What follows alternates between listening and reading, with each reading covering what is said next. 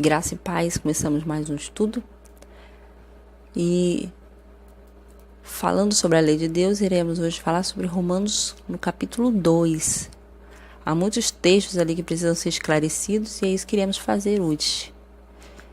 Sem mais demora, vamos orar? Pai querido, ilumina nossa mente para que possamos entender a Tua palavra. Ilumine a mente das pessoas que irão fazer este estudo, que possamos, Senhor, ser missionários na internet e alcançar através desse meio de comunicação as pessoas que possam assistir esse vídeo. Abençoa nossas famílias, Senhor, os desempregados, os que estão sendo perseguidos, fortaleça a sua fé. Te pedimos em nome do Senhor, nosso Salvador. Amém.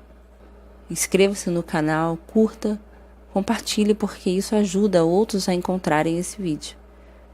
Nós temos uma página no Face que se chama Estudos Bíblicos Verdades do Fim, onde esses slides estarão disponíveis lá no estudo, o que vai facilitar você a marcar em sua Bíblia esses textos. Ok? Romanos 2, lemos assim, todo o capítulo.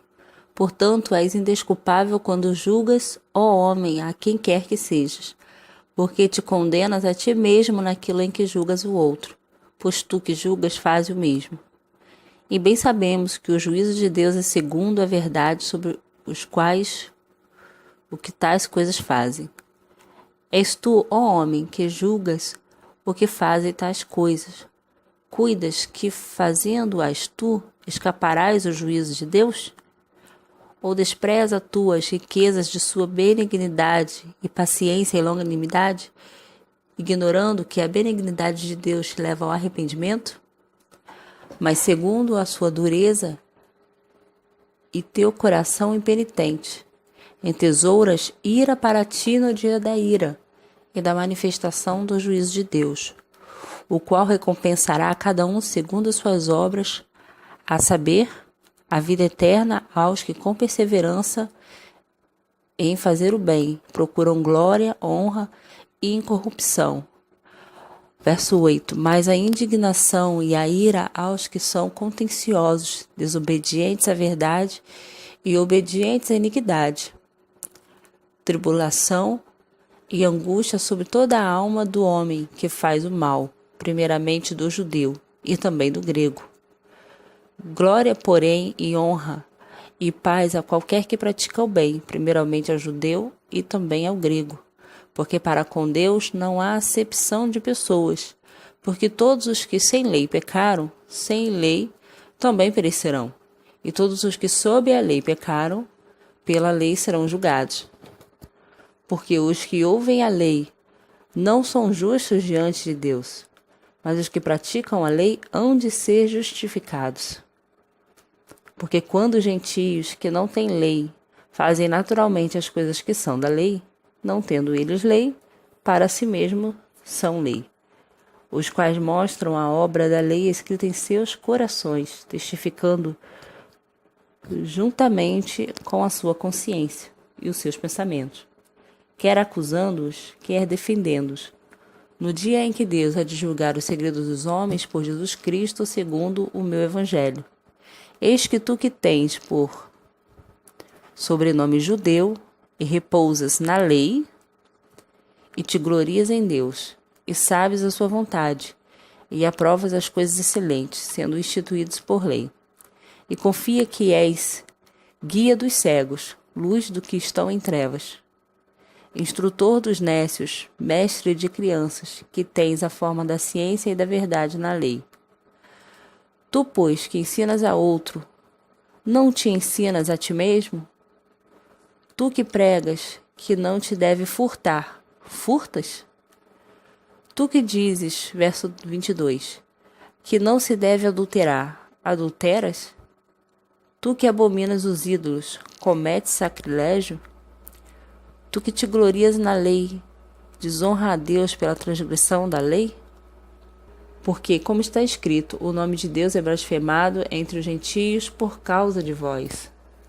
Porque a circuncisão é, na verdade, proveitosa, se tu guardares a lei. Mas se tu és transgressor da lei, a tua circuncisão se torna em incircuncisão, Então, no verso 26 diz assim: se, pois, a incircuncisão guardar os preceitos da lei, porventura a incircuncisão não será reputada como circuncisão? E a incircuncisão, que por natureza o é, se cumpre a lei. Não te julgará porventura a ti, que pela letra e circuncisão és transgressor da lei?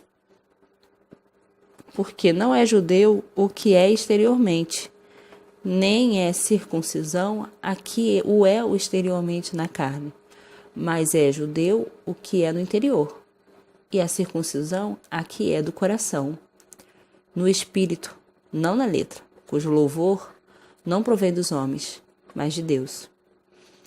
Essas palavras, quando caem nos ouvidos dos judeus, eram realmente fortes, porque pregar a letra ali e julgar as pessoas por não serem circuncisos, como aconteceu com Timóteo. Apóstolo Paulo não pregava mais a circuncisão por causa da morte de Cristo. E apóstolo Paulo, como diz aqui no texto, disse que agora a circuncisão seria feita no coração. A limpeza agora não seria na carne, mas a limpeza seria no coração. E aí os judeus eles não estavam aceitando essa palavra de Paulo, dos apóstolos, de Cristo.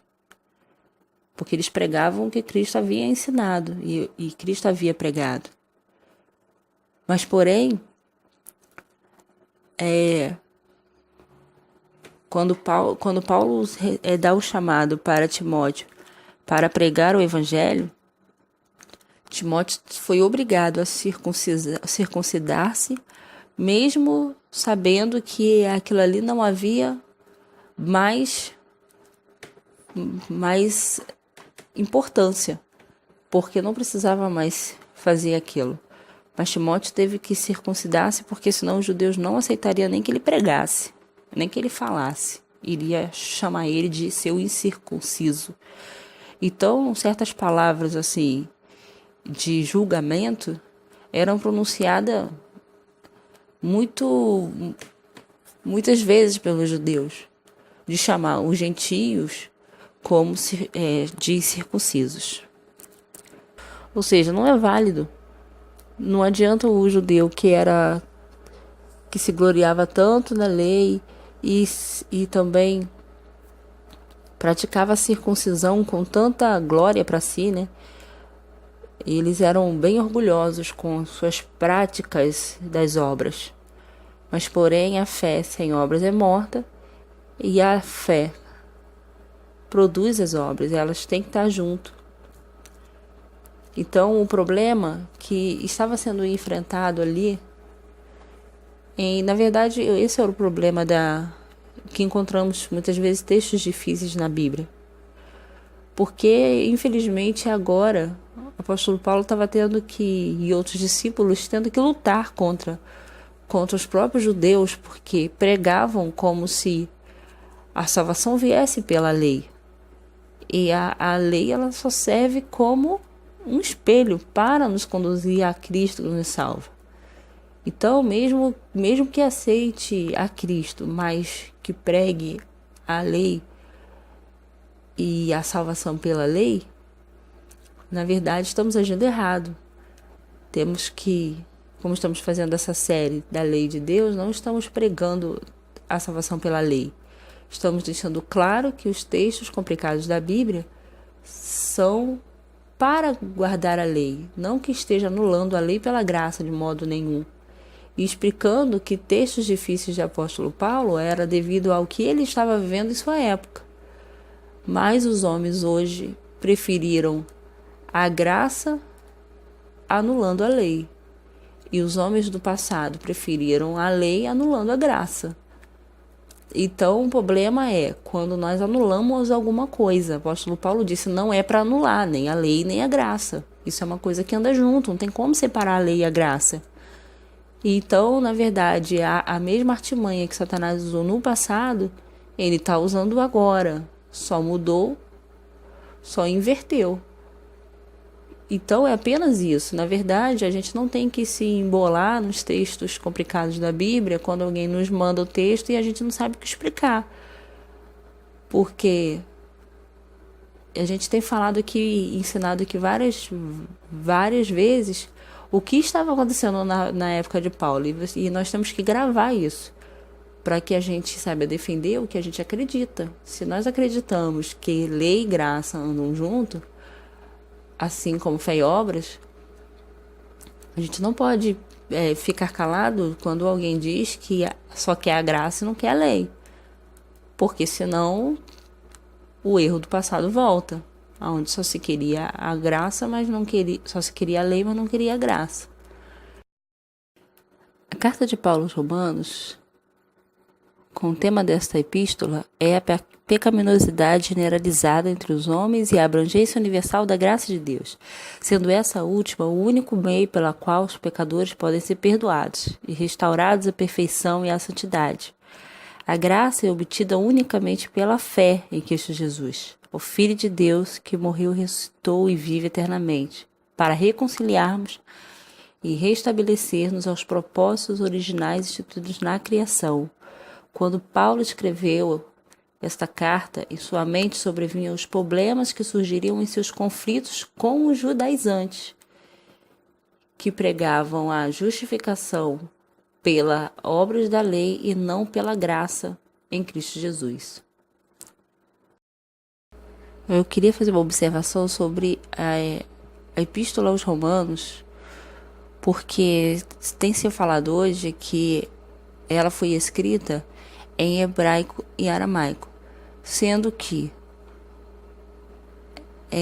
pelo domínio romano ter ido a Jerusalém, e a gente já sabe ali aos pés da estátua que Roma ela oprimia o povo, eles também tinham a maior parte do comércio da cidade judia, dos judeus.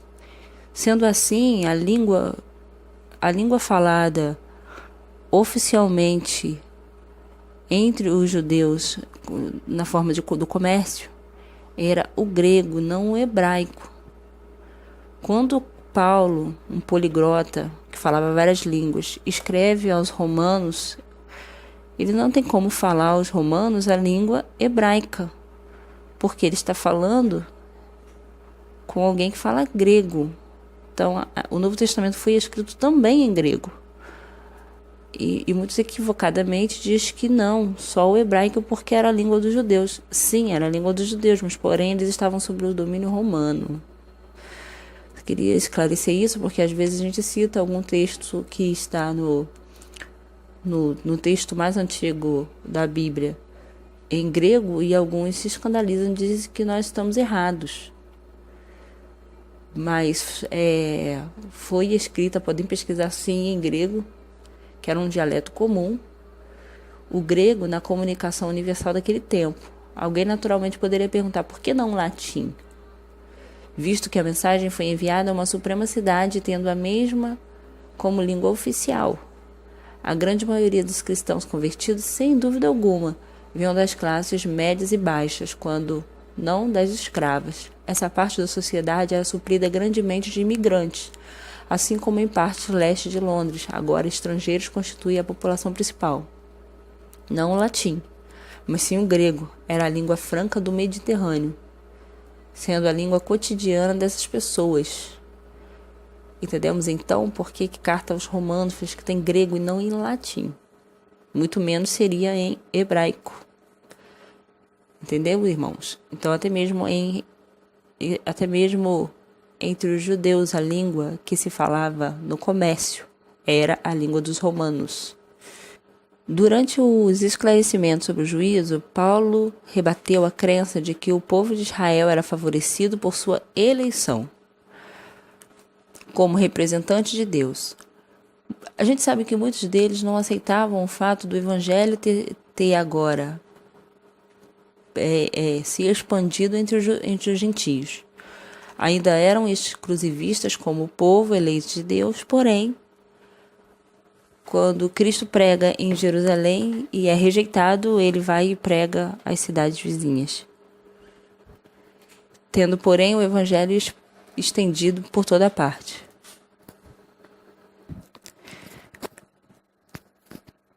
Os judeus ainda se achavam representantes de Deus por ter sido auxiliado em diversas situações perigosas. Os judeus acreditavam também que podiam condenar os pecados das outras nações enquanto eles realizavam as mesmas transgressões, e que o conhecimento teórico da lei, associado à sua obediência formal, garantiria a salvação. Jesus, porém, condenou fortemente essas atitudes e tentou encaminhá-los naquilo que Deus realmente exigia: uma vida de obediência à lei, alicerçada na fé, justiça, misericórdia e amor. Entende? O que Cristo ensinou foi isso. Esse deve ser o nosso ensinamento. Que a vida de obediência à lei deve ser alicerçada na fé, na justiça, na misericórdia e no amor. Porém, isso foi recusado ao povo judeu. Eles recusaram esses ensinamentos de Cristo. Enquanto a maioria dos judeus negligenciavam os princípios que conduziam à verdadeira obediência da lei, haviam não-judeus que eram zelosos tanto pela lei quanto pelos fundamentos. Romanos 2, 25 a 29. E esse zelo era intensificado à medida que recebiam o Evangelho. Enquanto a fé em Jesus conduz a graça de Deus ao perdão, as obras realizadas em harmonia com a lei revelam que o pecador abandonou a sua antiga vida pecaminosa, que ele verdadeiramente aceitou a exigência: vai e não peques. João 8, 11 e 1 João 3, 4. E Tiago reforça este ensino ao declarar: porquanto aquele que disse não adulterarás, também ordenou não matarás. Ora, se não adulteras, porém matas, venha a ser transgressor da lei. Falai de tal maneira, e de tal maneira procedei, como aqueles que hão de ser julgados pela lei da liberdade. Tiago 2, 11, 12. Tiago 1, 25 e Êxodo 20, de 13 a 17. Esta é a lei da liberdade. Assim devemos falar, sim também proceder. O texto de Romanos 2,13 ensina que os homens são julgados não pelo que conheceu ou que professam ser, mas por suas atitudes. Igualmente são julgados os reais motivos que conduziriam a proceder de cada indivíduo. Infelizmente, muitos judeus não desenvolveram a confiança porque tinham confiança em si mesmo. Está em Romanos 9, 30 a 33. Vamos ler Romanos 9, 30 a 33. Que diremos, pois? Que os gentios que não buscavam a justiça alcançaram a justiça? Sim, mas a justiça que é pela fé. Mas Israel, que buscava a lei da justiça, não chegou à lei da justiça. Por quê? Porque não foi pela fé, mas como que pelas obras da lei, pois tropeçaram na pedra de tropeço. Os judeus tropeçaram aonde? Foram tão guardadores da lei que tropeçaram na própria pedra principal, que era Cristo, e condenaram justamente o Cristo, que era a pedra principal. Como está escrito: eis que eu ponho em Sião uma pedra de tropeço e uma rocha de escândalo, e todo aquele que crer nela não será confundido. Pelas palavras de Cristo, ele veio a ser uma rocha de escândalo, porque todos que olhavam, todos que zelavam muito a lei, olhavam para Cristo e se escandalizavam com seus ensinamentos, porque ele ensinava a justiça que nos leva à prática da lei. Infelizmente, né? Foram tão zelosos numa parte, mas esqueceram da outra, da principal. O julgamento de Deus avalia as oportunidades, os esclarecimentos, as revelações, enfim, cada ajuda concedida ao pecador e os respectivos resultados desenvolvidos por ele. E mesmo que você diga: não sabíamos o que estava acontecendo, não perceberia aquele que pesa os corações? Não saberia aquele que preservava sua vida? Não retribuirá ele a cada um segundo o seu procedimento? Provérbios 24:12. Será que sua coragem suportará, ou as suas mãos serão fortes para que eu vou fazer no dia em que eu lhe der o devido tratamento? Eu, Senhor, falei e o farei. Ezequiel 22:14. A prática natural da lei. Deus avalia cada indivíduo de acordo com as oportunidades que lhe foi concedida para desenvolver a sua obediência à lei. Sobre essa questão, Paulo especifica que os judeus são julgados pelo conhecimento da lei que obtiveram diretamente dos manuscritos, a lei na sua forma escrita, e que deveriam ter repassado às demais nações. Mas ao invés de repassarem às demais nações, eles guardaram somente para si, se julgando ser melhores do que todas as outras nações.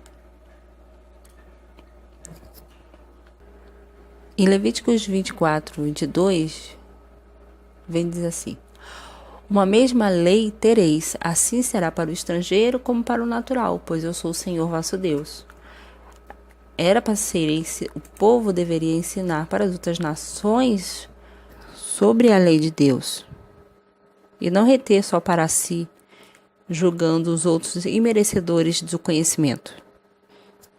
Em Romanos 3:1-2 diz: qual é logo a vantagem do judeu? Ou qual a utilidade da circuncisão? Muita em toda a maneira, porque primeiramente as palavras de Deus lhe foram confiadas.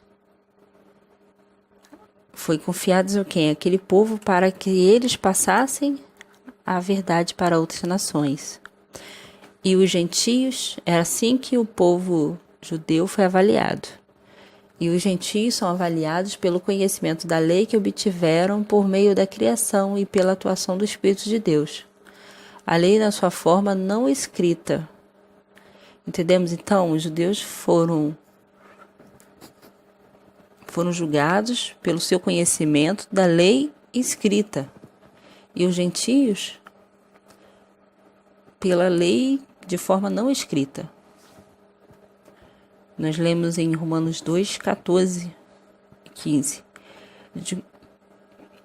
De qualquer maneira, ambos os grupos são conduzidos ao julgamento independente da forma que conheceram a vontade de Deus, pois todos sem justificativa pecaram e estão sob condenação. Portanto, a ira de Deus é revelada dos céus contra toda impiedade e injustiça dos homens que suprimem a verdade pela injustiça. Pois o que de Deus se pode conhecer é manifesto entre eles, porque Deus lhe manifestou, pois desde a criação do mundo os atributos invisíveis de Deus, seu eterno poder e sua natureza divina têm sido vistos claramente, segundo compreendidos por meio das coisas criadas, de forma que tais homens são indesculpáveis, porque tendo conhecido a Deus, não o glorificaram como Deus, nem lhe renderam graças, mas os seus pensamentos tornaram-se fúteis, e o coração insensato deles obscureceu-se. Romanos 1:18-21. Estamos hoje estudando Romanos 2, lemos todo o capítulo, e a expressão sem lei de Romanos 2:12 refere-se aos gentios que não tiveram a lei revelada na sua forma escrita como os judeus tiveram, mas as tinham implantada na sua consciência. Entendeu agora? Quando, pois, os gentios que não têm lei procedem por natureza de conformidade com a lei, não tendo lei, servem eles de lei para si mesmo. Romanos 2:14. O Espírito Santo, com o auxílio das obras de Deus, nunca deixou a consciência dos homens totalmente à mercê de sua pecaminosidade. Ele sempre procurou direcionar o pensamento humano nos princípios da lei. Isaías 30:21 e João 14:25-26. E Romanos 8:5-9. Sem Deus e seu Espírito, a consciência do homem promove apenas o mal. Muitas vezes não temos tempo de ler todos os textos aqui bíblicos, mas colocamos aqui para que você confira em casa. O Senhor viu que a perversidade do homem tinha aumentado na terra e que toda a inclinação dos pensamentos do seu coração era sempre e somente para o mal. Gênesis 6:5. O Senhor conhece os pensamentos do homem e sabe como são fúteis. Salmos 94, verso 11. Com efeito, é de dentro do coração dos homens que saem as intenções malignas. Marcos 7, 21. Conforme está escrito: não há homem justo, não há um sequer. Não há quem entenda, não há quem busque a Deus. Romanos 3, 10 e 11. Portanto, ninguém é capaz de praticar e desenvolver ao longo da vida os princípios da lei, caso não seja guiado pelo Espírito de Deus. Paulo, em Romanos 2,14, não afirmou que a consciência dos gentios era o seu guia, mas que eles tinham a lei gravada em seus corações. Por isso a expressão de que os gentios estavam sem lei escrita na tábuas, porque quem recebeu essa lei foi os judeus. Eles receberam a lei gravada no coração. Ou seja, tinham os princípios da lei fixados em suas mentes. Assim, eles poderiam agir por natureza normalmente, de conformidade com a lei. E como mencionado, somente Deus, mediante o seu Espírito, é capaz de executar esta obra no homem, nunca a sua consciência carnal. Quer você se volte para a direita, quer para a esquerda, uma voz atrás de você lhe dirá: esse é o caminho, andai por ele. Isaías 30, 21. Tudo isso lhes tenho dito enquanto ainda estou com vocês. Mas o Conselheiro, o Espírito Santo, o que o Pai enviará em meu nome, lhes ensinará todas as coisas e lhes fará lembrar tudo o que eu lhes disse. Está escrito em João 14, 25 e 26. O Espírito Santo também nos testifica a esse respeito. Primeiramente ele diz: esta é a aliança que farei com eles. Depois daqueles dias, diz o Senhor, porei as minhas leis em seu coração e as escreverei em sua mente. Hebreus 10, 15 a 17. Hoje, somos como gentios. Não temos a lei escrita como os judeus, mas Deus prometeu que escreveria a sua lei em nosso coração. Estamos dispostos hoje a receber essa lei gravada em nossos corações? Que possamos ensinar a forma que Cristo ensina da lei e não sermos mais ouvintes, porém praticantes. E não julgar, porque nós não somos nada para julgar a ninguém. Mas sabemos que a desobediência à lei produz morte. Porque quem odeia a lei é Satanás, né? E não o Filho de Deus. Deus, nós que somos reconciliados para com o Pai, não poderemos viver desobedecendo sua lei, né? Deus abençoe a cada um. Vamos orar. Bom Deus que está nos céus, nos abençoa e nos ajude para que possamos entender e praticar a sua lei, justiça, misericórdia e o amor. Coloca, Senhor, a tua lei gravada no nosso coração, no coração de nossas crianças. E grava a tua lei, Senhor, no coração das pessoas que queremos ensinar. Te pedimos em nome do Senhor Jesus. Amém.